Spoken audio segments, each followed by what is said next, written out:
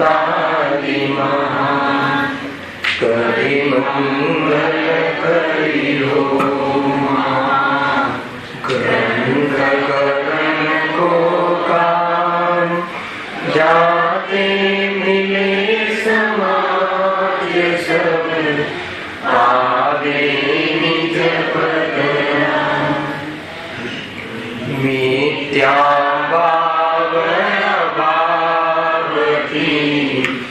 જે પ્રગટે નિજ ભાવ તે જયવંત રહો સદા એ જ મોક્ષ ઉપાય.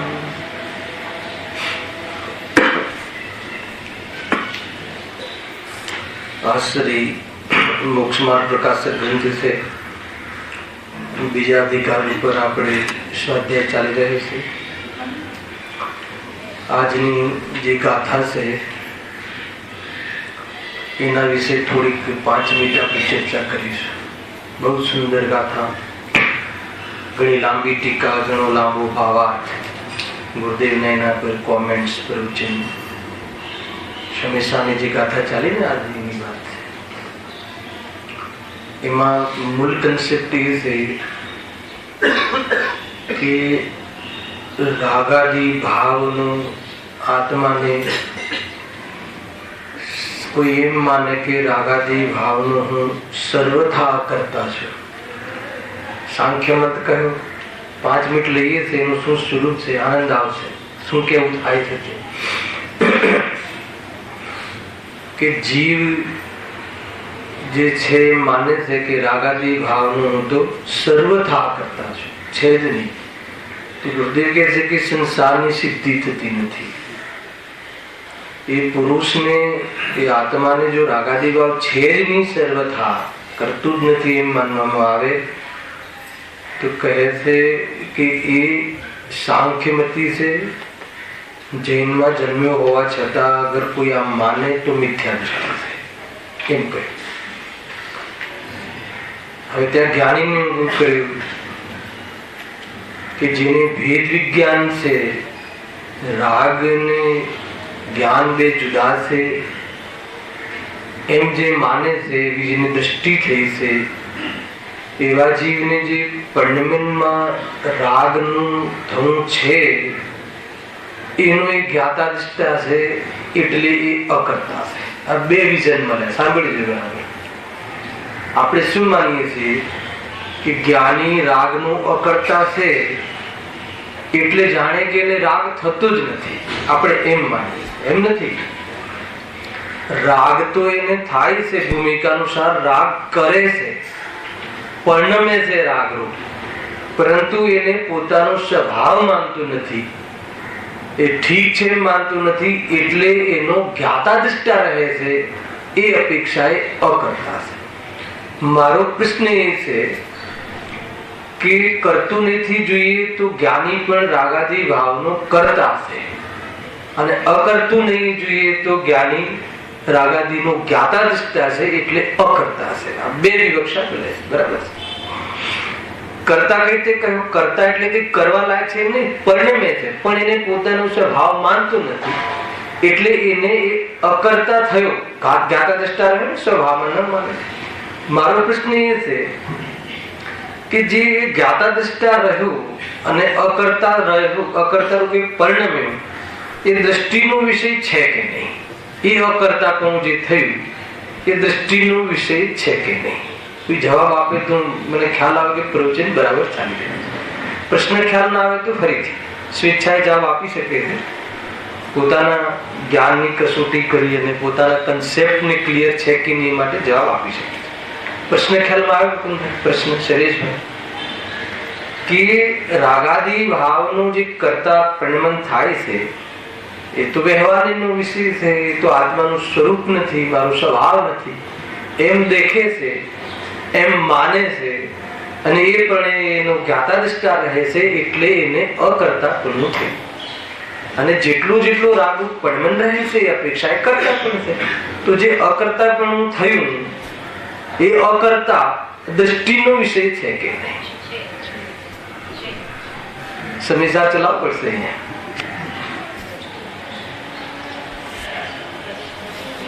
બતાવો જે 50 વર્ષથી સમયસર સાંભળે છે એ પણ બતાવી શકે. મારો પ્રશ્ન એ છે કે અકર્તા પણ થયું. ગુરુદેવ કહ્યું કે અકર્તા થયો, જ્ઞાની તો અકર્તા ઠર્યો. કેમ અકર્તા ઠર્યો?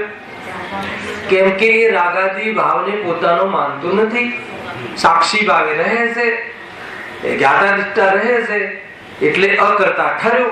તો એ જે સાક્ષી ભાવ છે અકર્તાપણાનો, એ દ્રષ્ટિનો વિષય છે કે બહુ ઊંચી વાત છે, કઠિન વાત છે. મારે સમજવું છે કે સંસાર આપણે સાંભળીએ છીએ શ્રુતિ તો બરાબર છે કે નહીં. બોલો બોલો, કઈ વાંધો નહીં. ભૂલ હશે તો નીકળી જશે. બોલો એટલે ના કહેશો તો કેમ એ જવાબ આપવો પડશે, અને હા કહેશે તો કેમ એ જવાબ આપવો પડશે. એટલે કઈ પણ દ્રષ્ટિનો વિષય નથી. કેમ? જયેશભાઈ કહે છે કે દ્રષ્ટિનો વિષય નથી, અકર્તા. કેમ? કેમ કે જો હું એનો કરતા માનું, મતલબ એ કરતા અકર્તા માનું તો મતલબ કરતામાં ભાષા છે. જેમ એક હું એમ કહું છું કે દ્રષ્ટિનો વિષય અકર્તા કહ્યો ને ગુરુદેવ, અકર્તા હે ને, નિષ્ક્રિય, એ બધું જે કહ્યું એ અકર્તા એ દ્રષ્ટિનો વિષય છે. અને અહીંયા અકર્તા પણ કહ્યું, જ્ઞાની રાગાદીનો જ્ઞાતા દિષ્ટા રહે છે, એ અકર્તા ઠર્યો. તો એ જે અકર્તા પણ થયું એ જે દ્રષ્ટિના વિષયમાં આવે કે ન આવે. તમે એક જવાબ આપ્યો કે નહીં. સમજ છે બધા? ના કહે છે જયેશભાઈ? હા, બરાબર, જવાબ સાચો છે. એ અકર્તા પણ દ્રષ્ટિનો વિષય નથી. તો એ અકર્તા પણ દ્રષ્ટિનો વિષય કેમ નથી?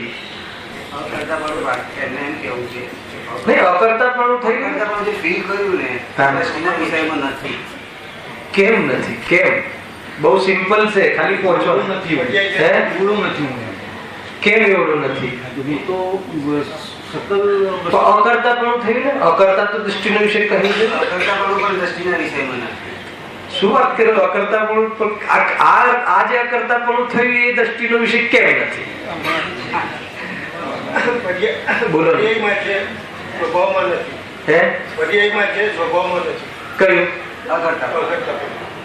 થોડો જવાબ બરાબર છે, પરંતુ તમે એમ કહ્યું કે સ્વભાવ અકર્તા પણ પર્યાયમાં છે અને સ્વભાવમાં નથી. સ્વભાવમાં નથી તો આવ્યું ક્યાંથી?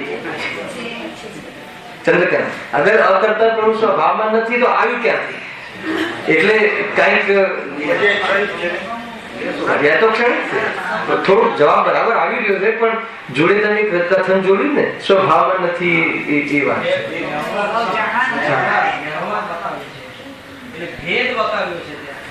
જો એનો જવાબ આપો. સાંભળજો બરાબર કે જે અકર્તા પણ થયું ને, આ તો થયું એટલે પર્યાય છે, હે ને. તો જે જ્ઞાતા દ્રષ્ટા સાક્ષી ભાવ, સુગાણજી કહે ને સાક્ષી ભાવ, તે પણ હું નથી. એ પણ એનું જે નિરૂપણ હોવું જોઈએ ને, ભાવાસન બધાને છે, બરાબર છે, પણ એનું કન્સેપ્ટ કે એ જે અકર્તા પણ નહીં, પણ એની સામે કયું અકર્તા પણ પછી દ્રષ્ટિનો વિષય છે આવવું જોઈએ તો ક્લિયર, નહીં તો ક્લિયર નથી. અકર્તા તો દ્રષ્ટિનો વિષય કયો? તો જે રાગાદી ભાવ એ વ્યવહાર એનો વિષય, અને આ જે અકર્તા પણ પ્રગટ થયું ને, એ નિશ્ચય પ્રગટ થયો. એક દેશ શુદ્ધ નિશ્ચય નહીં છે, અને પરમ શુદ્ધ નિશ્ચય નહીં જે છે કે જેનામાં રાગ છે જ નહીં. રાગનો કર્તા કે અકર્તાની વાત જ નથી. નથી પ્રમદ કે નથી અપ્રમદ, નથી શુદ્ધ કે નથી અશુદ્ધ, નથી સંસારી કે નથી મુક્ત. એવો જે જ્ઞાયક ભાવ કે જેમાં રાગ છે જ નહીં. રાગનો કર્તા શું? રાગનું પરિણમ જ નથી જેમાં, એ સ્વભાવ જે જ્ઞાયક ભાવ છે ને, ચૈતન્ય રૂપે પરિણમ્યો જ નથી. એ સ્વભાવ મોજૂદ એ વખતે કાળ શુદ્ધ પર્યાય ત્રિકાલિક, એ જે છે દ્રષ્ટિનો વિષય છે. અને એવું જે મેં માન્યું, એવું જે અનુભવ્યું, એવું જે મેં પરિણમન કર્યું સ્વભાવના જેવું, એ તો નિશ્ચય પ્રગટ થયું. ખ્યાલ આવ્યો કે નહીં? એ તો પર્યાયમાં એવું પ્રગટ થયું. ખરેખર જોવામાં આવે તો પ્રગટ થયું એ દ્રષ્ટિનો વિષય ન હોય. જે અનાદિથી છે ને અનંત છે એ દ્રષ્ટિનો વિષય છે. સમજમાં આવે છે? વાત બહુ સૂક્ષ્મ છે, ઘણી સૂક્ષ્મ વાત છે. અને આપણે લોકો કસાયની ચર્ચા કરીએ છીએ ને, તમને એમ થતું હશે કે નિષ્કષાય સ્વભાવનું શું સ્વરૂપ છે, તો નિષ્કષાય સ્વભાવની પણ બહુ જોરદાર ચર્ચા છે. જે વિશે જે રીતે ચાલે ને એ રીતે બરાબર વિસ્તારથી સમજવું, પર પૂરેપૂરું નિરૂપણ હોવું જોઈએ. ખ્યાલ આવે? ગુરુદેવે કહ્યું ત્યાં પ્રવચન સારમાં છે, આ વિશે ખોલ્યો છે એમને સમીસાના આધાર પર, કે જે જ્ઞાની ધર્માત્મા જે રાગાદિરૂપ પરિણમન કરે છે એ અપેક્ષાએ એક કરતા છે, પર્યાયની અપેક્ષા એક કરતા છે, અને એ કરતા હોવા છતાં પોતાના સ્વભાવમાં મેળવતો નથી એવી દ્રષ્ટિ જે પ્રગટ થઈ છે, એટલે એનો જે જ્ઞાતા દ્રષ્ટા રહે છે એ અપેક્ષાએ અકર્તા છે. અને આ કરતા અકર્તા જે છે બંને દ્રષ્ટિનો વિષય નથી. દ્રષ્ટિનો વિષય તો જે જ્ઞાન સ્વભાવમાં રાગ છે જ નહીં, હે ને? જરા જ્ઞાન સ્વભાવમાં રાગ છે નહીં એવું જોયું એ તો દ્રષ્ટિ થઈ, અને જ્ઞાન સ્વભાવમાં રાગ છે જ નહીં એ જ્ઞાન સ્વભાવ દ્રષ્ટિનો વિષય થયો. હેને? જ્ઞાન સ્વભાવમાં રાગ છે નહીં એવી દ્રષ્ટિ કરી, તો દ્રષ્ટિ તો પર્યાય છે. તો એ દ્રષ્ટિ જે પર્યાય છે સ્વયં દ્રષ્ટિનો વિષય કઈ રીતે હોઈ શકે? પણ દ્રષ્ટિનો વિષય જ્ઞાન સ્વભાવ છે કે જેમાં રાગ છે જ નહીં. રાગનો કરતા શું રાગ કરી જ કઈ રીતે શકે? રાગ થઈ શકે એવી જ્ઞાન જ્ઞાયકમાં કોઈ શક્તિ જ નથી કે રાગ કરી શકે. એવો જે જ્ઞાયક સ્વભાવ છે દ્રષ્ટિનો વિષય છે, અને એની દ્રષ્ટિ કરી તો એ નિશ્ચય પ્રગટ થયો. ખ્યાલ? અને જે આ વ્યવહારનો જે વિષય છે એવા જેટલો રાગ રહ્યો એ વ્યવહાર નયનો વિષય છે. વ્યવહાર નયનો વિષય એટલે શું? નથી એમ છે ખરો, પણ આત્માનું સ્વરૂપ નથી. એ સમયે એ કાલે અપૂર્ણતાના કાલે એવી જાતિની કશાયો હોય છે. આ રીતની વાત, આખું પેકેજ આ રીતે આજે જે ચાલ્યું એ સમજમાં આવે છે કે નહીં? હવે તમે સાંભળજો શ્લોક, મજા આવશે. હવે શ્લોક જે ચાલશે, કેવી રીતે જ્ઞાતા દ્રષ્ટા, કેવી રીતે અકર્તા, દ્રષ્ટિનો વિષય શું છે અકર્તા, એ રીતે એમ કહ્યું. શુભ રાગ જે છે ને, શુભ રાગ એક બીજો પોઈન્ટ. હા શૈલેષભાઈ બોલો. દ્રષ્ટિનો વિષય દ્રષ્ટિના વિષયનું જે પર્યાય છે એ પર્યાય પણ નિર્વિકલ્પ છે ને, એ વખતે બી હું કરતા કે અકર્તા છું એવો વિકલ્પ રહેતો નહીં. પણ આપણે જયારે એનું એનાલિસિસ કરીએ તો નિર્વિકલ્પ સાથે ધ્યાન પણ ધ્યેય નથી. ધ્યાન પ્રગટ કરવાનું ધ્યેય છે, આશ્રયરૂપ ધ્યેય નથી. ધ્યાનની જે દશા છે, નિર્વિકલ્પ દશા છે, નિર્વિકલ્પ દશા એ ધ્યેય નથી. નિર્વિકલ્પ દશા જેવડો હું નથી. કોઈ બોલ્યું હતું ને આપણામાંથી, એ મારું સ્વરૂપ હિતેશ છે, એવડું હું નથી. કેમ કે ધ્યાન તો હમણાં થયું અને હું ધ્યેય તો ખ્યાલ.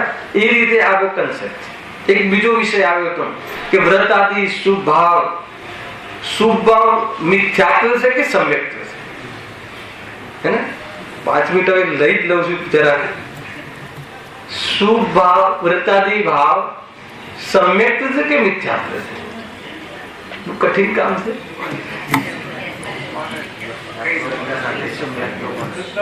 બતાવો. કઈ શ્રદ્ધા સાથે છે? શુભ મિથ્યાત્વ છે? ઠીક છે, એક મિનિટ. શુભ મિથ્યાત્વ કોણે કહ્યું? બેનો તરફથી કોઈ એવી કહ્યું. ઠીક છે, તો ગુરુદેવ નો શુભ ભાવ હતો કે નહીં? હવે બદલો નહીં વાત. ગુરુદેવ ને શુભ ભાવ હતો કે નહીં? કેવો શુભ ભાવ હતો? હે? તો બધી શુભ ભાવ હોય ને તમે શુભ ભાવ ને મિથ્યાત્વ કહેશો તો ગુરુદેવ ને મિથ્યાત્વ થઈ જશે. એ તો સમજમાં આવે છે કે નહીં? બહુ અભ્યાસ કરવો બહુ જરૂરી છે. મારું એ બતાવું છું આજનું મેઇન. સ્વાધ્યાય કરવું બહુ જરૂરી છે. અપેક્ષાઓ ન સમજવાના કારણે જીવ સત્સંગ થઈ જાય છે. શુભ ભાવ ન સમ્યક્ત્વ છે ન મિથ્યાત્વ છે.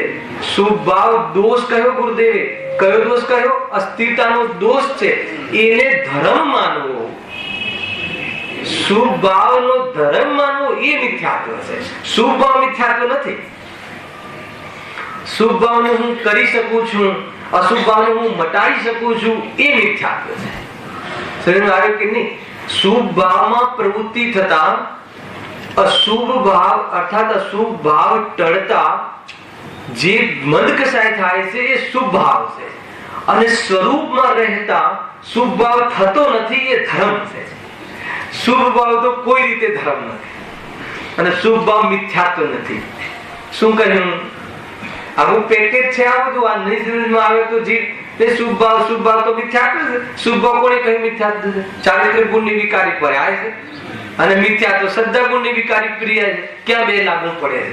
મિથ્યા તો ગયા પછી બી શુભ ભાવ તો હોય છે, પણ શુભ ભાવમાં ધર્મ માની લેવું, શુભ ભાવમાં ક્રેડિટ માંગવી, શુભ ભાવમાં કામના રાખવી, શુભ ભાવના માધ્યમથી સંસારની ઈચ્છા રાખવી, શુભ ભાવના માધ્યમથી મોક્ષની ઈચ્છા રાખવી, ખ્યાલ આવ્યો કે નહીં? એ બધું મિથ્યાત્વ છે. એ સિવાયનો શુભ ભાવ કયો? શુભ ભાવની અંદર મોક્ષની કામના રાખવી કે શુભ ભાવને ધર્મ માનવી. શુભ ભાવ તો મિથ્યાત્વ છે ને. શુભ ભાવમાં જે પ્રશ્ન એ છે કે શુભ ભાવ છે, સમ્યક દ્રષ્ટિનો શુભ ભાવ છે, અને એમ નથી માનતો કે આ ધર્મ છે કે આ મોક્ષ કારણ છે. એ શુભ ભાવ તો દોષ કહો ને, ચારિત્રનો દોષ, સરાગ ચારિત્ર દોષ કહો. એ અસ્થિરતાજન્ય દોષ છે, એ મિથ્યાત્વનો દોષ નથી. ખ્યાલ આવે કે નહીં? પણ એને કંઈક માની લે, એને કંઈક સંતુષ્ટિ કરી લે તો મિથ્યાત્વ એટલે માન્યતામાં મિથ્યાત્વ છે. પરિણામ જે છે મિથ્યાત્વ નથી. તમે શું માનો છો? આ ઘર છે મિથ્યાત્વ છે કે સમ્યક્ત્વ છે? અરે ઘર કોઈ સમ્યક્ત્વ મિથ્યાત્વ હોતું હશે? ઘરને મારું માનવું માન્યતામાં મિથ્યાત્વ છે. મિથ્યા માન્યતા. શુભ ભાવનું મિથ્યાત્વ એ નથી. અશુભ ભાવ શુભ ભાવ મિથ્યાત્વ નથી.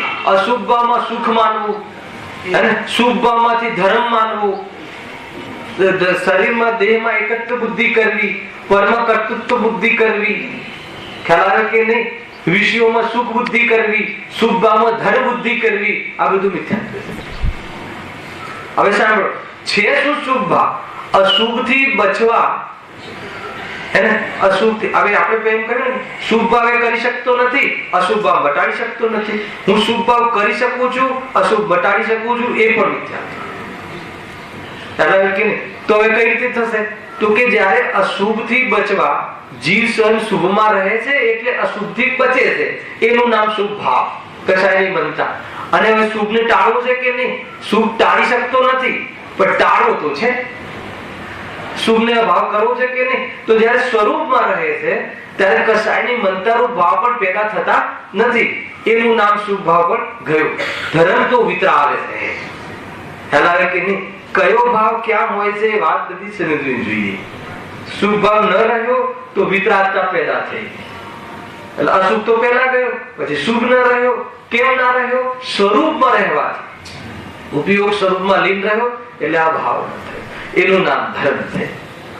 બધું ખ્યાલ આવ્યું? કરતા પણ આ કરતા પણ પેકેજ ખ્યાલ આવે છે કે નહીં? ભાઈ, જે જૈન ધર્મમાં જે કન્સેપ્ટ છે, જે દ્રષ્ટિકોણ છે શાસ્ત્રના, એ ન સમજવાથી વાસ્તવમાં એકાંત થાય છે. એટલે સમયસાર પૂરો થવા આવ્યો, સર્વ વિશુદ્ધ જ્ઞાન અધિકાર આવ્યો, અને ત્યાં આચાર્ય ફરીથી એક ગાથા મૂકવી પડી કે સાંખ્ય મત કોઈ સર્વ થાય એમ માને કે રાગ આત્મા કરતું જ નથી, તો કોણ કરે છે? કોણે છે? પ્રકૃતિ કરે છે, કર્મ કરે છે. કર્મ તો જળ છે, અને તો કર્મ પ્રકૃતિને સંસાર ઠરશે. અને એને કોઈ સંસાર કેમ નથી? કેમ કે એને કોઈ સુખ દુઃખ નું ફિલિંગ નથી. સંસારમાં સુખ દુઃખ હોય છે, સુખ દુઃખ સંસારનું ફળ છે. ખ્યાલ આવે કે નહીં? તો પર્યાયમાં સુખ દુઃખ છે, એનો અર્થ કે પર્યાયમાં રાગાદી ભાવ જીવ પરિણમે છે, અને રાગાદી પરિણમે છે એ મારો સ્વભાવ નથી એમ જે માને છે એનો જ્ઞાતા દ્રષ્ટા છે. અને એનો જ્ઞાતા દ્રષ્ટા કયા આધાર પર રહે છે? કે દ્રષ્ટિનો વિષય સ્વભાવમાં રાગ કોઈને નથી. ખાલી કેવલીને કે ગુરુદેવને નહીં, જીવ માત્રને, એકેન્દ્રીય જીવને પણ સ્વભાવમાં રાગ છે નહીં. સ્વભાવમાં જે સ્વભાવમાં સ્વભાવ હોય, ચેતનની સ્વભાવમાં ચેતના હોય, ખ્યાલ આવે કે નહીં? ધ્રુવતા હોય ચેતન સ્વભાવ તરીકે, તો એ સ્વભાવમાં રાગ આદિ નથી. એ સ્વભાવમાં હે ને ક્ષણિક પણ નથી, નાશવંત નથી.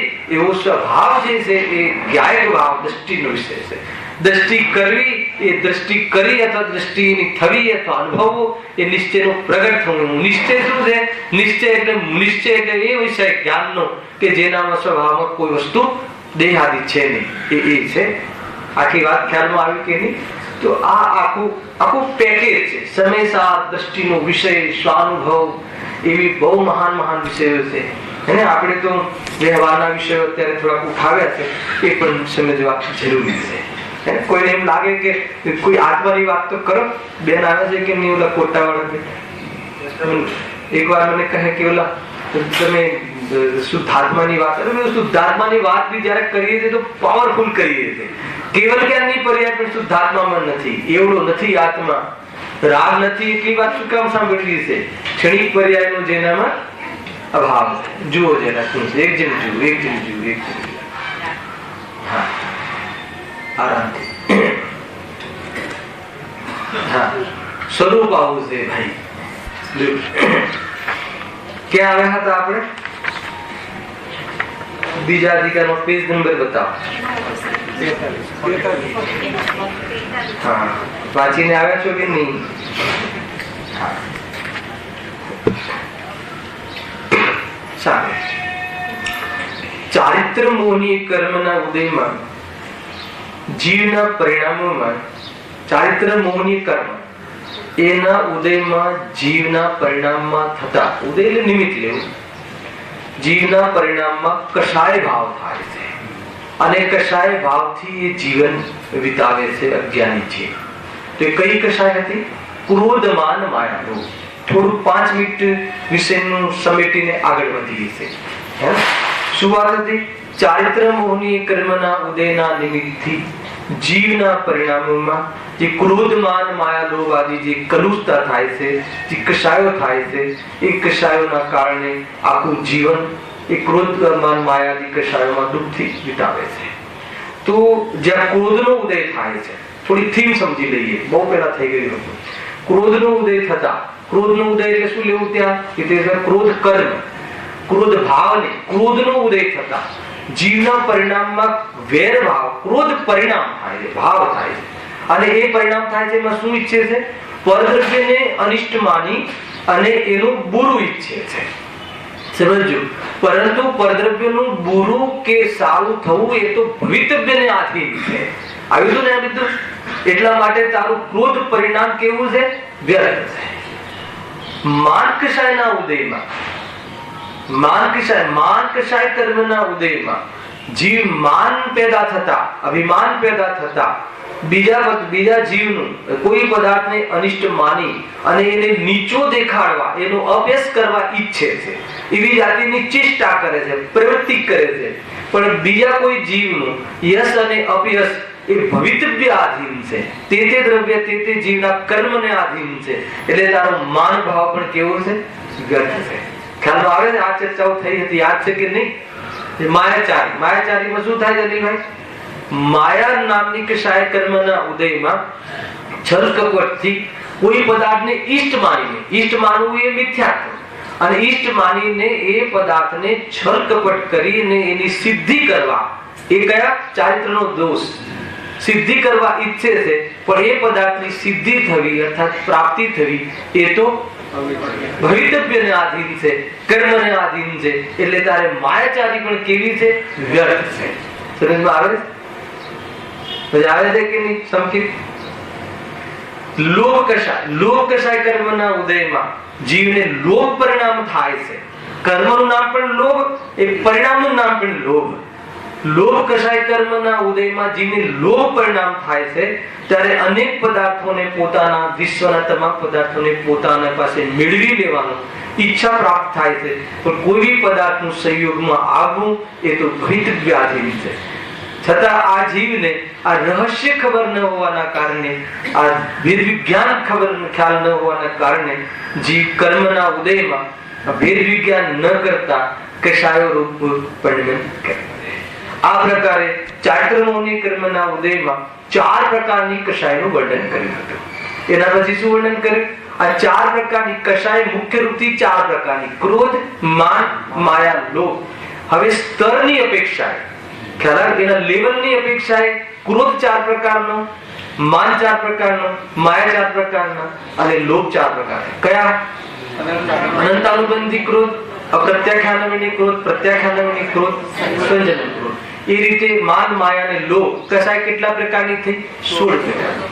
તો 16 પ્રકારની કષાય, અને અહીંયા સુધી આપણે ચર્ચા કરી હતી. હવે ચોકડીથી થોડી વાત ઉઠાવીને આગળ આપણે વિષય કરીએ છીએ. જો પેજ નંબર 42. એ પ્રમાણે ત્રીજો પેરેગ્રાફ. એ પ્રમાણે ક્રોધાદિકના ઉદયથી આત્મા પરિણમે છે. ત્યાં એ કષાય 4 પ્રકારના છે: અનંતાનુબંધી, અપ્રત્યાખ્યાનવર્ણી, પ્રત્યાખ્યાનવર્ણી અને સંજના. એની ચર્ચા પુષ્કળ છે, ખાલી વાંચી લો. આ 4 શું છે? આ જે ચાર જે ભેદ, ચાર કશાય એના લેવલ છે હે ને, એની આસક્તિના લેવલ છે. કશાય શક્તિના આધાર ઉપર કશાયોના ચાર પ્રકારે ભેદ કરે છે.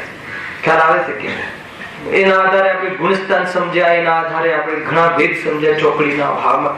ખ્યાલ આવે છે. એક શબ્દ મળે છે ચંદ્રકાંતભાઈ અને શાસ્ત્ર સમજવામાં તમને ખ્યાલ આવશે કે જ્ઞાયક ભાવમાં પર્યાય અને પર્યાય ભેદનો અભાવ છે. કીધું આ શું ખ્યાલ? જ્ઞાયક ભાવમાં વસ્તુમાં નહીં, વસ્તુ તો દ્રવ્ય ગુણ પર્યાયથી અખંડ છે, પણ જ્ઞાયક ભાવ મૂળ સ્વભાવમાં પર્યાય અને પર્યાય ભેદનો અભાવ છે. કોઈ બતાવશે પર્યાયમાં શું લેવું અને પર્યાય ભેદમાં શું લેવું? ચાલી ગયેલા વિષય થોડું ટચઅપ કરવું જોઈએ ને. પર્યાય એટલે શું? ક્ષણિક પર્યાય. પલટવું એનું નામ પર્યાય. પલટવું થાય છે પરંતુ એ દ્રવ્ય પોતાના સ્વભાવનો ત્યાગ કરતો નથી. હર સમયે પલટવું થાય છે. સ્થૂળ પર્યાય રૂપે પલટવું થાય છે અને ગુણ પર્યાય રૂપે પલટવું થાય છે. મનુષ્યની દેવગતિ, દેવગતિની નરક ગતિ, નરક ગતિ, જે પણ મનુષ્ય ગતિ, તો આ ગતિ પર્યાયનું પલટવું થાય છે, પણ આત્મા ગતિ રૂપે થતો. હવે સૂક્ષ્મ પર્યાય, અર્થ પર્યાય, ક્રોધ, માન, માયા, લોભ આદિ એ રૂપે પરિણામ થાય છે, પણ જીવ ક્યારે પણ કશાય રૂપે થઈ જતો નથી. એટલે પર્યાયનો જ્ઞાયક ભાવમાં શું છે? અનેક ગેયો જ્ઞાનમાં જનકે છે.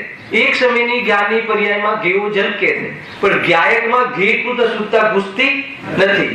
એક સમયની જ્ઞાનની પર્યાયમાં ઉગાડ અલ્પ થાય છે તો પણ જ્ઞાન ગુણ અલ્પ થતો નથી. એટલે જ્ઞાયક જેવડો છે, જેવો છે, એવો ને એવો, એવડો ને એવો, એવું ને એવું એનું ધ્રુવ સ્વરૂપ છે.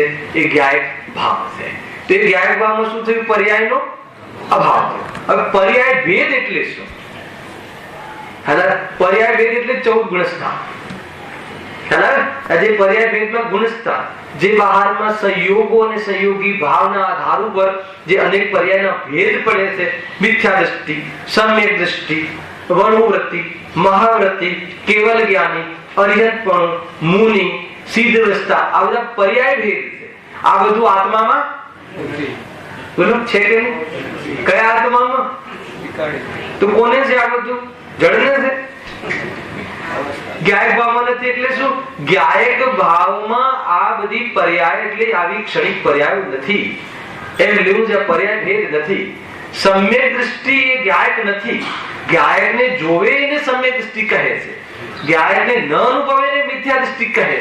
પણ સમ્યક દ્રષ્ટિ ને મિથ્યા દ્રષ્ટિ એ જ્ઞાયકનું સ્વરૂપ નથી. જ્ઞાયક તો જ્ઞાયક છે. ખ્યાલ આવે કે નહીં? એમ બહુ હે પર્યાય એટલે એક સમય પલટવું એ પર્યાય. પલટવું એ પર્યાય. પર્યાયમાં મિથ્યાત્વ સમ્યક્તોના ભેદ નથી. જે જાણતો અનંતને દ્રવ્ય ગુણ પર્યાય પડે તો હર દ્રવ્યની હર સમય પલટવું એ પર્યાય.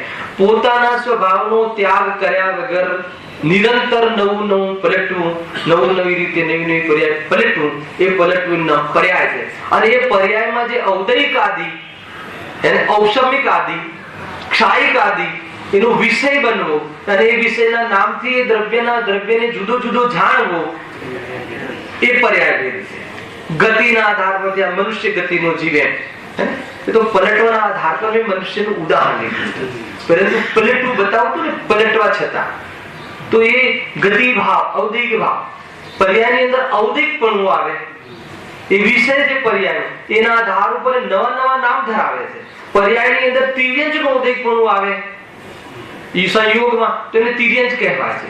અને પર્યાયની અંદર દ્રવ્ય રૂપે તો મનુષ્યપણું આવે, પણ ભાવની ઓરથી પશુપણું આવે તો એને મનુષ્યપણું હોવા છતાં દુનિયા એને પશુ કહે છે. કોઈ પશુ જેવો વ્યવહાર કરે છે મનુષ્ય, પણ પશુ જેવો વ્યવહાર કરે ઔદિકપણું છે એનું. કરે કે ના કરે? કોને કહેવાય પશુ વ્યવહાર કરે? સભ્યતાથી બેસવું, સભ્યતાથી ઉઠવું. એ જે સભ્યતાથી બેસવું ઉઠવું એ મનુષ્ય વ્યવહાર. સભ્યતાથી જમવું એ મનુષ્ય વ્યવહાર છે. વડાપાવ કે રોટલીનું બીડું મારીને હાથ મારીને ફરતા ફરતા ખાવું એ પશુ વ્યવહાર છે. તેને કહેવાય તિર્યક જેવો છે, ખાવાનો વિવેક નથી એમ. તો હે બધા પર્યાય ઘણી બધી ચર્ચા છે. હા, એ અલગ ચર્ચા છે. કે એ તું મતલબ કે જે ગેવમાંથી જ્ઞાન થઈ જશે, પરને જાણીશ તો પર મારામાં ઘૂસી જશે એવું માને. પશુને અવિવેકી કહ્યું. પશુ બી સમ્યક દર્શન કરી શકે છે, છતાં એનું જીવન અવિવેકી હોય છે. એને ગ્લાસ કે એવું કોઈ વિવેક હોતો નથી, ગમે એમ ખાવું પીવું, અવિવેકી. એ પર્યાયગત યોગ્યતા છે, સમજી લેજો. એ પર્યાયમાં એ પર્યાગત યોગ્યતા. મનુષ્યમાં પર્યાગત યોગ્યતા નથી, છતાં પણ એવો વ્યવહાર કરે ને દુર્વ્યવહાર કહેવાય. ઘણી બધી વાત નારકી હોય તો ત્યાં કાપી એ પર્યાગત યોગ્યતા છે, ત્યાં એ પ્રમાણેની યોગ્યતા છે. કોઈ કહે કે ભાઈ ધારાવીમાં રહે છે તો એની એ રીતના સંસ્કાર છે, પણ કોઈ ધારાવી જેવી પ્રવૃત્તિ ઝુંપડપટ્ટીમાં રહેવા એ ત્યાં એવી જાતિની પ્રવૃત્તિ કોઈ ભદ્ર સમાજમાં રહીને કરે તો આપણે કહીએ એ તો સમજમાં આવે છે કે એને તો સંસ્કાર નથી મળ્યા, ત્યાં રહે છે, પણ તું તો સારા સંસ્કારમાંથી આવે છે, તો પણ ખ્યાલ આવે કે બધી જ વાત સમયસારની એટલી જ્ઞાયક ભાવની ઊંચી વાત, અને એ જ જ્ઞાયક ભાવને મેળવવા વાળા આ વ્યવહારની પણ એટલી સુંદર ચર્ચા. બધી જ વાત પોતાના જ્ઞાનમાં ક્લિયર હોવી જોઈએ. ફંડામેન્ટલ ક્લિયર નહીં હોય તો એ ક્યાંય ને ક્યાંય કોઈ ને કોઈ વિષયમાં ફસાયેલો હશે, કાં તો ઉભ્યાવાસી, ક્યાં તો નિશ્ચયાવાસી, ક્યાં તો વ્યવહારાવાસી. કોઈનો કોઈ આભાસ જરૂર હશે. આભાસમાં ને આભાસમાં આખું જીવન કાઢી નાખશે ને કે મેં ધર્મ કર્યો તો કહે છે કે છે નહીં, એ તો આભાસ છે. ઘણી બધી વાત સમજવા જેવી છે. ખેર આપણે અહીંયા આવ્યા હતા ને 42 નંબરના પેજ ઉપર. એ પ્રમાણે ક્રોધાદિના ઉદયથી આત્મા પરિણમે છે. કેવી રીતે પરિણમે છે એ રીતે એટલે એટલું કનેક્શન કરવા મેં 4 વાતો કહી. ક્રોધના ઉદયમાં જ્યારે ક્રોધ પરિણામ થાય છે એટલે બસ આને તો પોતે ખતમ થઈ જાય ને પણ આને તો ખતમ કરો. ક્રોધ એવો આવે છે ખ્યાલ, પરંતુ કોઈનું રહેવું ન રહેવું, કેટલું રહેવું એ તો એના આવી કર્મના આધીન છે. તું કોણ નક્કી કરવા વાળો? તારા ક્રોધમાં તું જલે, બીજો કોઈ જલે એમ સ્વરૂપ નથી. એટલે શું કર? એટલે ક્રોધ કરવો વ્યર્થ છે. તો એ પ્રમાણે છતાં એ જીવ સમજતો નથી, તો 4 પ્રકારની કશાયોમાં આપણું જીવન વિતાવે છે. અને એ 4 પ્રકારની પણ શક્તિની અપેક્ષા જોઈએ તો એ 4 પ્રકારની પણ એ 16 પ્રકારની થઈ જાય છે. અનંતાનુબંધી આદિ. જો જે કશાયના ઉદયથી આત્માને સમ્યક્ત્વ ને સ્વરૂપાચરણ ચારિત્ર ન થઈ શકે તે અનંતાનુબંધી કશાય છે. જે કશાયના ઉદયથી આત્માને દેશ ચારિત્ર ન પ્રાપ્ત થાય તથા જેથી કિંચિત પણ ત્યાગ ન થઈ શકે તે અપ્રત્યાખ્યાન કશાય છે. જે કશાયના ઉદયથી સકળ ચારિત્ર ન હોય, જેથી સર્વ ત્યાગ ન બની શકે તે પ્રત્યાખ્યાન કશાય છે. જે કશાયના ઉદયથી સકળ ચારિત્રમાં દોષ ઉભ્યા કરે, જેથી યથાખ્યાત ચારિત્ર ન થઈ શકે તે સુંદરમ કશાય છે. આમાં કોઈ ને કોઈ પ્રશ્ન છે? 30 પ્રવચન લીધા છે આના ઉપર. એકાદ પ્રશ્ન પૂછવાનો અધિકાર છે કે નહીં? છે ને? બતાવો કે જે દેશ ચારિત્ર નામનો ગુણનો ઘાત થવો, દેશ ચારિત્ર, એમાં કઈ કશાય કર્મનો ઉદય છે જોઈને પણ બોલી શકે છે. કમસે કમ આના પ્રશ્નમાં આ જવાબ છે તો ખ્યાલ આવવો જોઈએ. દેશ ચારિત્ર, દેશ ચારિત્ર, સકલ ચારિત્ર, સ્વરૂપાચરણ ચારિત્ર, સમ્યક્ત્વ એ આત્માના ગુણ છે. એ ગુણને પેદા ન થવા દેવામાં જે કશાય છે, સમ્યક્ત્વ ને ઘાતવા વાળી કશાય કઈ? બરાબર છે? કઈ? અનંતાનું. સમ્યક્ત્વ મિથ્યાત્વ થવામાં મિથ્યાત્વ કર્મનો ઉદય છે, પણ જેને સમ્યક દર્શન થઈ ગયું છતાંય સમ્યક્ત્વની વિરાધના થવામાં કઈ કશાય નિમિત્ત બને છે તો કે અનંતાનુબંધી. અનંતાનુબંધીનું સ્વરૂપ તો બતાવી દીધું છે. મીઠી કશાય છે, દેખાય નહીં મોઢા ઉપર, વાસનામાં પડી હોય અંદર. અનંતાનુબંધીનું તમે કોઈ પ્રવૃત્તિ ના બતાવી શકો. એક જીવને અનંતાનુબંધી કશાય જતી રહી છે અને એકને છે. બંનેની પ્રવૃત્તિમાં, લાઈફસ્ટાઈલમાં કોઈ અંતર નથી. ખ્યાલ? અને જ્યારે લાઈફસ્ટાઈલમાં અંતર ક્યારે પડશે? અપ્રત્યાખ્યાન વળી જશે પછી લાઈફસ્ટાઈલ બદલાશે. જ્યારે અનુવ્રતા આવશે ત્યારે એની લાઈફસ્ટાઈલ બદલાશે. બાકી તો ઓલો પણ ધંધો કરશે, ઓલો પણ ધંધો કરશે. મિથ્યાત્વ અને અનંતાનુબંધી કશાયનો જેને અભાવ થઈ ગયો છે એવો એક જીવ, અને જેને મિથ્યાત્વ અને અનંતાનુબંધી કશાય છે એવો એક જીવ.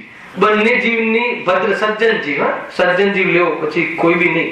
બંને જીવની લાઈફસ્ટાઈલ છે એમાં કોઈ અંતર નથી.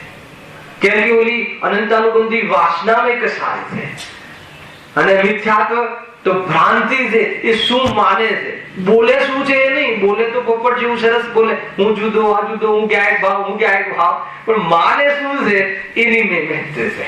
ખ્યાલ આવે કે નહીં? જ્ઞાન કરે, કરાવે, ધ્યાન પણ બરાબર, નિર્ણય પણ બરાબર કરે, પણ અંદરમાં એની વિપરીતતા છૂટી નથી. તો એ જ જાણે અને સર્વજ્ઞ જાણે. અથવા કોઈ જ્ઞાનીના હાથમાં આવી જાય કોઈ વાત તો સામસામે ચર્ચામાં જ્ઞાનીને જાણે. આ સ્વરૂપ છે. આવી ઘણી અહેમ ચર્ચાઓ, સુંદર ચર્ચાઓ આ 4 ચોકડીના અંતર્ગત આપણે કરી હતી. આ તો થોડોક વિષયનું અનુસંધાન માટે આપણે આગળ લીધું. હવે નવો ટોપિક, એટલે આના અંતર્ગત જ ટોપિક છે. આગળ જુઓ. હવે અનાદિ સંસાર અવસ્થામાં એ ચારે, હજુ તો આ રીતે કંઈક આમાં જ કોમેન્ટ્સ કરવી છે એમને. હવે અનાદિ સંસાર અવસ્થામાં એ ચારે કષાયનો નિરંતર ઉદય હોય છે. ખ્યાલ આવે કે નહીં? નિરંતર ઉદય હોય છે ચારે કષાયનો. કઈ ચાર? ક્રોધમાન માયલોભની વાત નથી, અનંતાનુબંધી, અપ્રત્યાખ્યાનામણી આદિ. ભલે અત્યારે તમારો ક્રોધ ઉદયમાં હોય તો ચારે પ્રકારનો ક્રોધ ઉદયમાં હોય. એટલે ન તમે સ્વરૂપમાં જઈ શકો, કે ન તમને કોઈ ત્યાગ કરવાનો ભાવ આવે, કે ન એકદેશ ત્યાગ કરવાનો ભાવ આવે. ખ્યાલ આવે કે નહીં? એવી જાતિનું જીવનું પરિણામ હોય છે. કેટલો મતલબ કશાયની ભઠ્ઠીમાં સળગે ક્રોધ, આનું આમ કરવું, તેનું આમ કરવું. આખી દુનિયા ભલે આમ ચૂપચાપ બેઠો હોય, એકદમ શાંત ચિત્તથી મંદિરના એક ખૂણામાં બેઠો હોય અને એમ લાગે કે બસ દુનિયાના તમામ મંદિરો હું બંધાઈ દઉં. આ તો સારો ભાવ છે ને? ખ્યાલ આવે કે નહીં? એની પાછળનો અભિપ્રાય શું છે? હું બંધાઈ દઉં એટલે મને શું મળે? યશ મળે.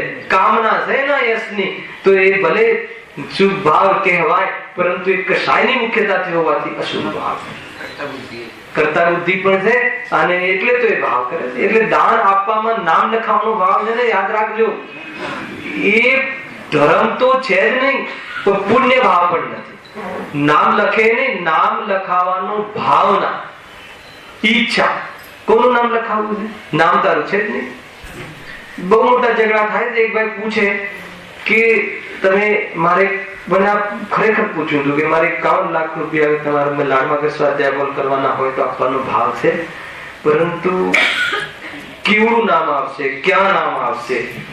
મેં કીધું આ મારો વિષય નથી, તમે કાર્ય સમિતિને, કારોબારીને મળજો, મને આ સંબંધી કોઈ નોલેજ નથી. ખ્યાલ આવે કે નહીં? સમજો શું કેમ? એ વખતે તીવ્ર કષાય હોય, ઉપદેશ પણ લાગુ ન પડે. અજ્ઞાન અને મોહમાં શું કનેક્શન? અજ્ઞાન અને મોહ બે એક જ વાત છે. અજ્ઞાન એ જ્ઞાનની પર્યાય નથી. અજ્ઞાન અને મોહ એક જ વાત છે. જ્ઞાનની મુખ્યતાથી મોહને કહેવામાં આવે છે. અજ્ઞાનના ઘણા ભેદ છે જયેશભાઈ. હવે અજ્ઞાનના ઘણા અર્થ થાય છે. એક અજ્ઞાન કે જેનામાં જ્ઞાન જ નથી, જડ, એને પણ અજ્ઞાન કહે છે. એક અજ્ઞાન કે જેને મોહજનિત અજ્ઞાન છે. બે વસ્તુની ભિન્નતા ભાસતી નથી, એ મોહજનિત અજ્ઞાન છે. એક અજ્ઞાન કે જે ઔદૈક અજ્ઞાન. ઔદૈક અજ્ઞાન એટલે કે જેને વસ્તુ છે સમ્યક દ્રષ્ટિ માની લો, પરંતુ બીજી જે અપ્રયોજનભૂત પદાર્થ છે એ સંબંધી જાણકારી નથી, એને ઔદૈક અજ્ઞાન કહે છે. અને એક અજ્ઞાન કે જેને પૂર્ણતા થઈ નથી, 12મા વિસ્તાર સુધી પણ અજ્ઞાન કહેવાય છે. હવે જ્યારે જે વિષય ચાલતો હોય એ વિષયમાં અજ્ઞાનનો અર્થ ઘટાડો. ખ્યાલ આવે કે નહીં? હવે જે વિષય ચાલતો હોય, મોહનો વિષય ચાલતો હોય ને હું એમ કહું જીવ, અજ્ઞાની જીવ, તો ત્યાં કહ્યું લેવું બે વસ્તુની ભિન્નતા ભાસતી નથી, એવી એકત્વ બુદ્ધિ વાળો અજ્ઞાની જીવ, તો મોહના અંતર્ગત અજ્ઞાન લેવું. અને કોઈ કહે કે ભાઈ હજુ તો કોઈ મુનિરાજ કહે કે હે પ્રભુ અમે તો અજ્ઞાની છીએ, તો શું લેવું? એ અલ્પતાની અપેક્ષા અજ્ઞાની. ક્યાં પ્રભુ આપ કેવલ જ્ઞાની ને ક્યાં અમારું તુચ્છ જ્ઞાન? તો એ અપેક્ષા અજ્ઞાની, હજુ મારું જ્ઞાન પૂર્ણ થયું નથી. એ રીતે ઘણી અપેક્ષા અજ્ઞાનના ભેદ.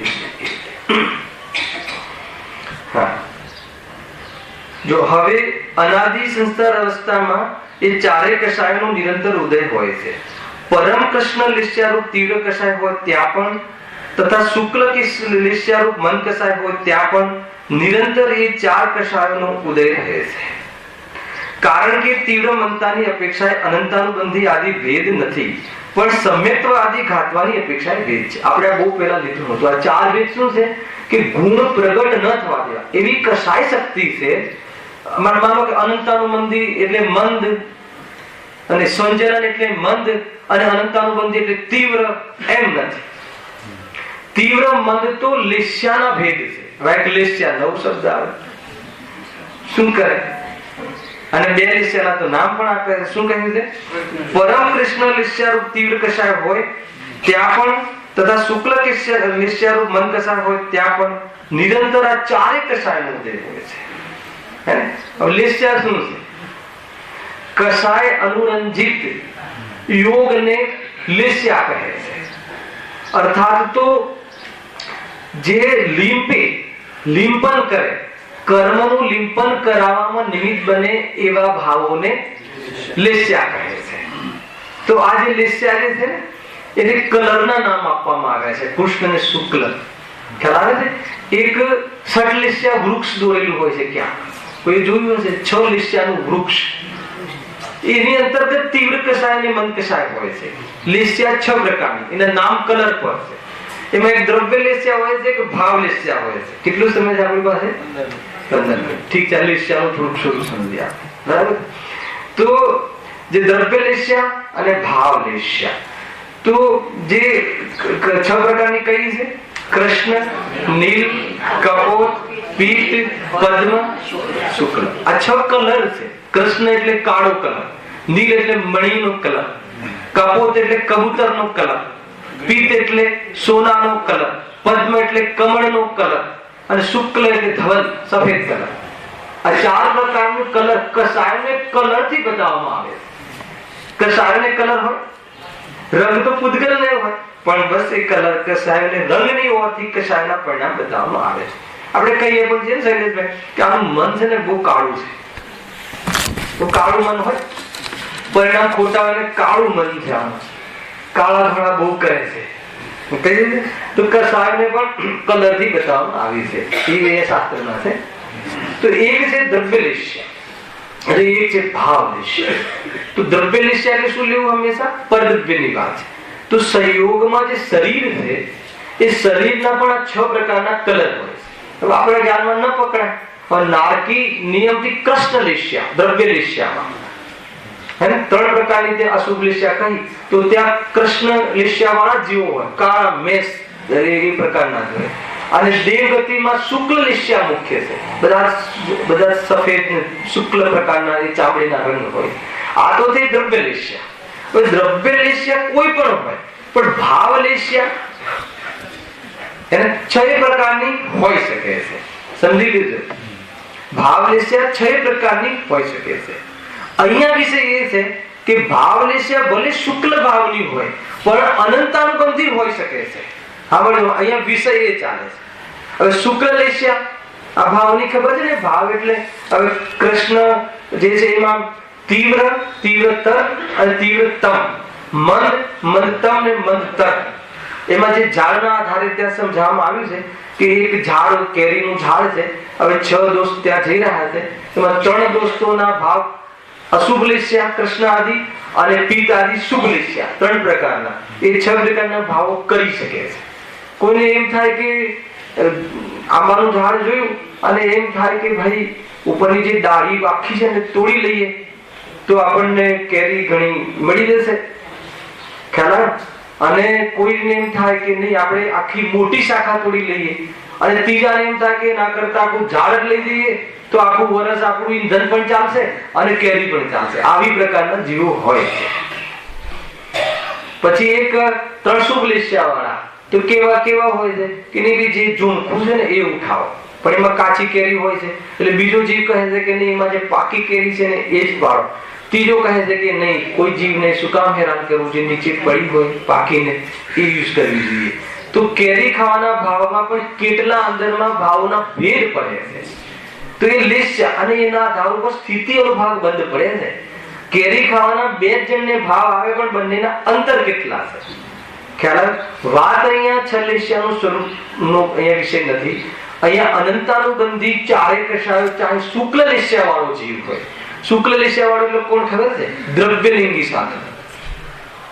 મનુષ્યમાં લઈએ તો દ્રવ્યલિંગી સાધુ મિથ્યાત્વ છે, પણ એનું પરિણામ કેટલા ઉજ્જવલ છે, કેટલી કશાયની મનતા છે, પરંતુ અનંતાનુબંધી કશાય હોઈ શકે છે.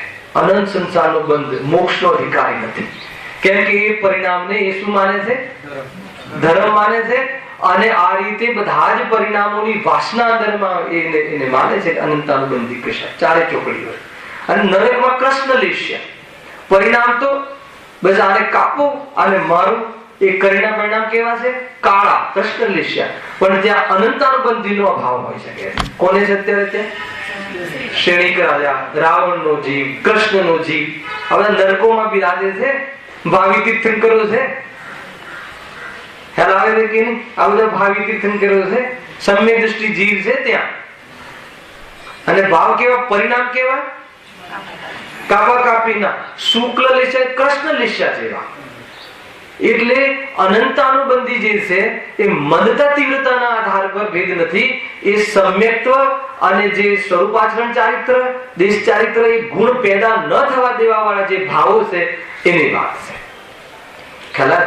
કોઈ જીવ જ્ઞાની ધર્માત્મા હોય અને અનંતાનુબંધી નીકળી ગઈ હોય તો જ જ્ઞાની હોય, કશાયની અને કમાવા ધમાવામાં બહુ દેખાય. અને કોઈ જીવ એને શુદ્ધ સાત્વિક જીવન જીવે, બસ બધું નિવૃત્ત જીવન જીવે, બહુ ભારે પડશે આ બધી કથાઓ.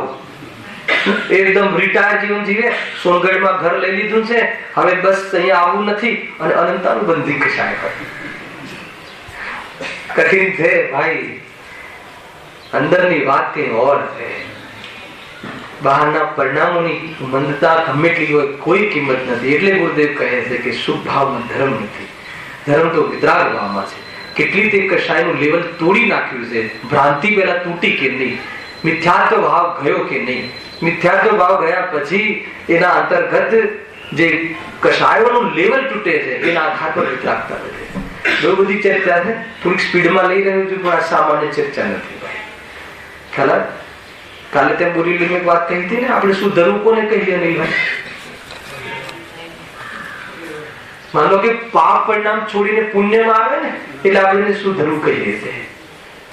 અરે એ વાત એવી રીતે તો અનંતવાર સુધર્યો છે. મંદિર જતો નતો, મંદિર જવાનું ચાલુ કર્યું, સ્વાધ્યાયમાં જતો નતો, સ્વાધ્યાયમાં જવાનું ચાલુ કર્યું. એ થોડીક તો ક્રેડિટ આપો. ખ્યાલ આવે કે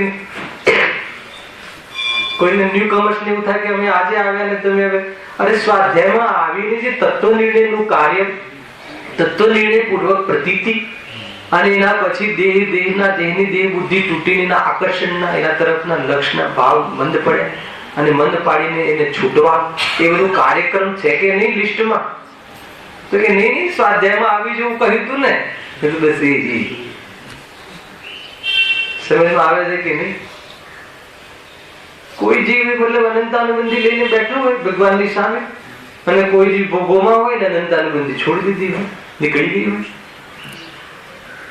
બહુ જ આ પચાવ બહુ કઠિન છે. બહારના પરિણામોથી મેલ પડે એવી ચોથા ગ્રસ્તાની ભૂમિકા નથી.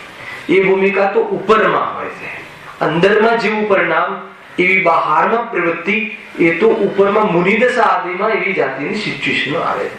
નીચે તો કઈ પકડાતું નથી. એ લઈને એ સમજીને શું સમજવું હિતેશભાઈ? બહારમાં કોઈને કેવા પણ પરિણામ જોઈએ તો એના વિશે ખોટા સ્ટેટમેન્ટ આપી અને આપણા પરિણામોમાં રાગ દ્વેષ ન કરવો. કેમ કે એવા પરિણામ સાથે હોવા છતાં પણ સમજમાં આવે છે કે નહીં? રાજા રામને કઈ લેશ્યા હતી? કેટલું આર્ત ધ્યાન? ખબર ભગવાન લક્ષ્મણનો જીવ, લક્ષ્મણનો શબ્દ. હવે એમને ખબર નથી કે આમાં જીવ નથી. કાંઈક શંકિતી તર્ક મોક્ષગામી, અને કેટલી આકુરતા. સમજમાં આવે છે કે નહીં? બહુ આ રમત સમજવી કઠિન છે. અરે તમે શાસ્ત્રના માધ્યમથી સમજો કે ભાઈ આવો ભાવ એ ભૂમિકાને યોગ્ય હોઈ શકે છે, અને અંદરમાં સમ્યક દર્શનને ધાર કરી હોઈ શકે છે. અને જ્ઞાયકમાં તો છે જ નહીં. આ બધુંમાં ન પડવું હોય તો જ્ઞાયકમાં તો છે જ નહીં. જ્ઞાયકની દૃષ્ટિથી જુઓ, વાત ખતમ. અને પરિણામો જ્ઞાનમાં બને તો પરિણામ જેમ સમજો. વર્તમાનમાં ક્ષણિક પર્યાયમાં રાગ છે, અને અંદરમાં શ્રદ્ધા, એનાથી હું ભિન્ન છું એવી વર્તી શકે છે. વાત ખતમ. એનાથી શું લાભ થશે? એ વ્યક્તિને સમ્યક દર્શન થશે કે નહીં આપણું કામ નથી, પણ મારા પરિણામમાં ક્લેશ નહીં થાય અને ક્લેશ મટાડવો એ આપણું વિઝન છે, ક્લેશ મટાડવો એ આપણું કર્તવ્ય છે, કેમ કે ક્લેશ મટાડવાથી શું થાય છે? સુખની પ્રાપ્તિ થાય.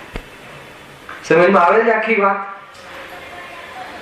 એટલે ગુરુદેવ એક શબ્દમાં આટલું શું કહ્યું? અગર મેં કોઈ જીવને પર્યાય દ્રષ્ટિથી જોયો હોય તો ઉત્તમ ક્ષમા. અરે છે સમ્યક દ્રષ્ટિ અને કોઈને પર્યાય દ્રષ્ટિથી જોવે, પ્રફુલભાઈ જોવે કઠિન છે સમજવું. પર્યાય દ્રષ્ટિથી એટલે મેં કોઈને પર્યાય લક્ષથી જોઈ અને મારામાં કલેશ ઉત્પન્ન થયો હોય તો હે પ્રભુ એ તો ક્ષણિક પર્યાય છે અને સ્વરૂપમાં એ છે જ નહીં, એ મને ખ્યાલ છે અને એ મતનો હું જીવ છું, એથી કદાચિત મારે કોઈ પર્યાયનું લક્ષ થઈને ક્લેશ થયો હોય તો ક્ષમા માંગુ છું. ખ્યાલ આવ્યો કે નહીં? અને આપણે તો સમ્યક દર્શન થઈ ગયા પછી તો પર્યાયનું કામ જ નહીં. ગુરુદેવ કહે છે પર્યાયનું લક્ષ થયું હોય તો મને ક્ષમા. સમજમાં આવે છે જીતુભાઈ આખી વાત? ક્યાંથી જીવ ઉઠે છે ખરેખર? જ્યાં જે રીતે છે જ્ઞાયકમાં છે જ નહીં અને પર્યાયમાં સંભાવ છે, નહીં તો 9 વાર શું કામ રાખે?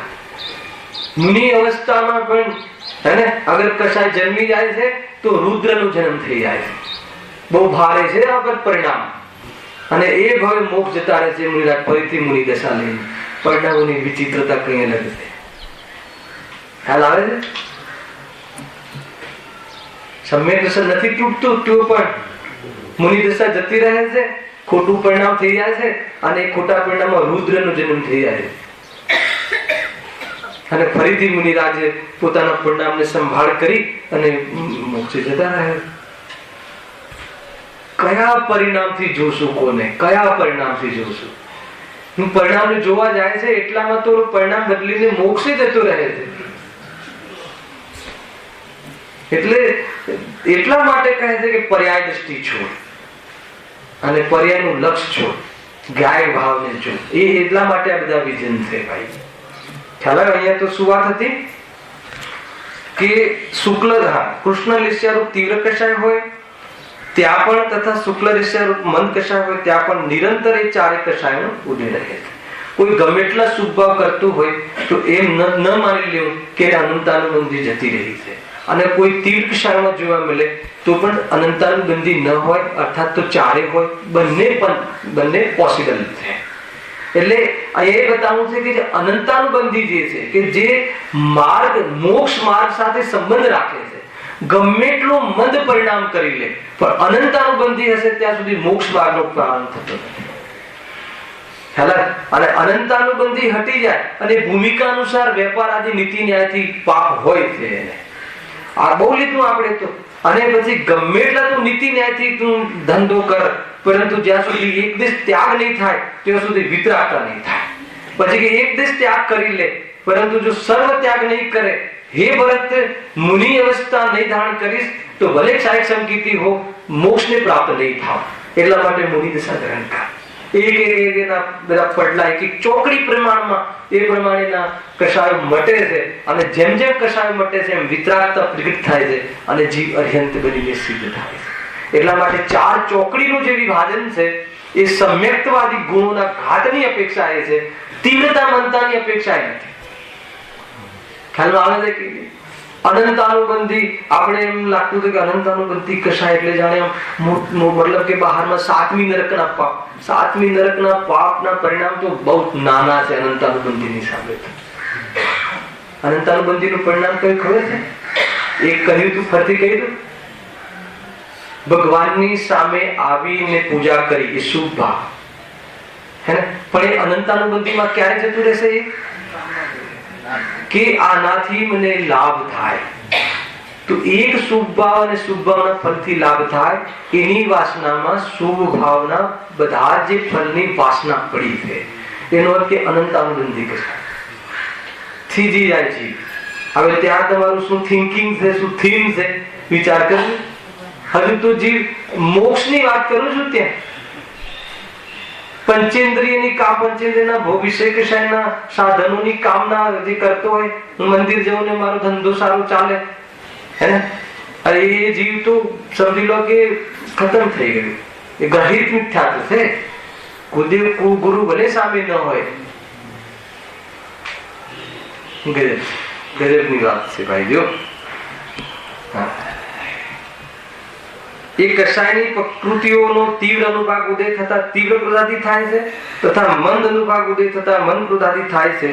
મોક્ષ માર્ગ પ્રાપ્ત થતા એ 4 માંથી 3, 2 અને 1 નો ઉદય રહી અનુક્રમે 4 નો અભાવ થાય છે. આ તો આ લીટીનો તો બહુ વિસ્તાર કર્યો છે. જેમ મોક્ષ માર્ગ થાય તો પહેલા 1 ચોકડીનો એટલે 3 ચોકડીનો ઉદય રહે છે, પછી 2 ચોકડીનો ઉદય રહે છે, પછી 1 ચોકડીનો ઉદય રહે છે, પછી ચોકડી સમાપ્ત થઈ જાય છે અને સ્વરૂપમાં સમાઈ જાય છે. જે પણ કંઈ છે શ્રદ્ધાના બલપૂર્વક થાય છે. શ્રદ્ધા એટલે સ્વરૂપની સાવધાની, સ્વરૂપનું વાસ્તવમાં સંચેતન અને એના આધાર ઉપર ઉપયોગ ત્યાં સ્થિર થાય અને વિતરાગ પરિણામ થાય. એટલે કશાયોના લેવલો ઉરંડી જાય છે અને લેવલ પાર કરતો કરતો જીવ સંસાર સમુદ્રની પાર થઈ અને સિદ્ધ અવસ્થાને પ્રાપ્ત થઈ જાય છે. જ્યાં સુધી જીવ આ પરિણામને પ્રાપ્ત થતો નથી ત્યાં સુધી ગમે એટલી ભક્તિ કરે, ગમે તે કરે, પરંતુ એ પ્રમાણેનો રસ છૂટતો નથી. જો સંસારમાં તો એ ભક્તિ પણ વ્યર્થ છે. સંસારનો રસ તૂટે તો એ ભક્તિ નિમિત્ત છે. નહીં તો કોઈ કહે ભક્તિ ભક્તિ હે ને, અરે ભક્તિ, પ્રવચન, સ્વાધ્યાય, જીનબીમના દર્શન એ બધું સામાન્ય નિમિત્ત. શાના માટે? સંસારનો રસ તૂટવું જોઈએ. સંસારનો રસ તૂટે નહીં, ઉપરથી સંસારનો રસ તો વધતો જાય. કે પુણ્ય ઘણા થતા હોય અને બહુ હીર પુણ્ય હોય તો તાત્કાલિક ઉદય આવે અને બહારમાં સામગ્રી મળતી જાય તો કે આ સારો કોન્ટ્રાક્ટ છે. ખ્યાલ આવે કે નહીં? આ જાદુની લાકડી ગુરુદેવની સારી છે, જઈએ અને અહીંયા સ્વાભાવિક છે કશાય તીવ્ર ના હોય તો થોડું ઘણું ફળ આવી જાય. તાત્કાલિક ફળ આવે એવું ઓછું ફળ હોય. ખ્યાલ આવે કે નહીં? પણ પુણ્યના ફળ છે જીવ અંજાઈ જાય અને વળી પાછો એમાં રંગાઈ જાય છે. ખરેખર જેને આત્મકલ્યાણ કરવું છે એ તમામ ધર્મ ક્રિયાઓને માધ્યમથી એમાં ભેદ જ્ઞાનની પુષ્ટિ થવી જોઈએ અને વિતરાગતા એમાંથી સાર નીકળવો જોઈએ. મંદિર આવવા પાછળનો અર્થ જ એ છે. હમણાં સોનગઢમાં નાના બાળકોને મેં ક્લાસ લીધો, પૂછતા એવો જવાબ આપે જયેશભાઈ, એમ લાગે કે આપણને આવા વિચારો ના આવે. મંદિરમાં આવીને ભેદ જ્ઞાન કઈ રીતે? તો કે ભગવાનની પ્રતિમા જોઈએ એટલે આપણને એમ લાગે કે સુખ પરદ્રવ્યમાં છે જ નહીં. ભગવાનને જોઈને એમ લાગે કેમ કે પરદ્રવ્ય કાંઈ છે જ નહીં ને વસ્ત્ર આદિ. બાળકો નાના નાના મલાડના જે અમારે ગજબ છે ક્યારેક ક્યારેક શનિ રવિમાં વાતો કરીશ કે ત્યાં કેવી રીતે અમારે એમને જવાબો આપ્યા અને શું થયું. તમને એમ લાગશે કે પાઠશાળા એ મસ્ટ વર્તમાનમાં પંચમ કાલમાં આ ક્ષેત્રે, મુંબઈ ક્ષેત્રે બાળકોને પાઠશાળા જરૂર મોકલી દો. નહીં તો એ સંસાર નહીં, એને સંસ્કાર નહીં રહે અને 21મી સદીમાં ખોવાઈ જશે. જી પોતાનું પણ હિત કરશે, બીજાના હિતમાં નિમિત્ત બનશે. જોરદાર સ્વાધ્યાયની જે પ્રેરણા ગુરુદેવ આપણને આપતા એટલા માટે આપતા. વાત એટલી છે કે સ્વાધ્યાયના માધ્યમથી શું કરવું જોઈએ એ ભૂલવા જેવું નથી. બસ ત્યાં સ્વાધ્યાયમાં અટકીશ, કોઈ પણ કાર્ય નહીં થાય. સહેજાનંદ